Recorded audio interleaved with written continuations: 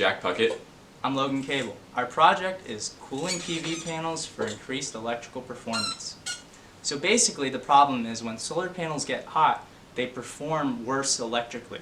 And so people around the world have thought of different ways of cooling them. There's fans, there's heat sinks, and the method we sought to investigate on this research project is active water cooling. This is the SunDrum hybrid solar collector. Basically, this is a very thin reservoir that water can be pumped through so that then you can both harvest thermal energy as well as electrical energy.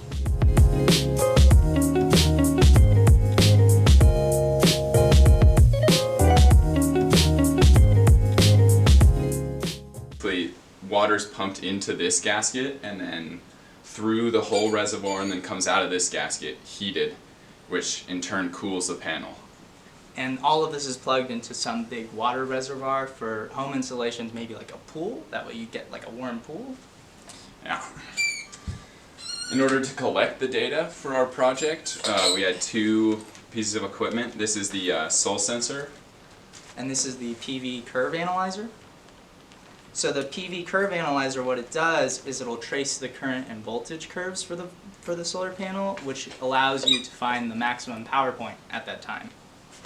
The Soul sensor has two temperature probes right here, which we use to monitor the temperature of the panel as well as the water bath, so we could find its thermal gains. And then it also has an irradiance sensor. An irradiance is a metric of the potential power of the sun, and so basically when we took our data we had to ensure that the panel was pointed at the optimal direction to harvest as much power as we could, and that's where this came in. So basically the results of our findings is that if you are able to harvest thermal energy, then it's worth it. It's worth it to install the hybrid collector. This is because the thermal energy you can gain far exceeds that of the electrical energy coming from the panel. It's much greater. Yeah. Basically, the increased electrical performance just cancels any losses to the pump, and the net gain is the thermal power of the water.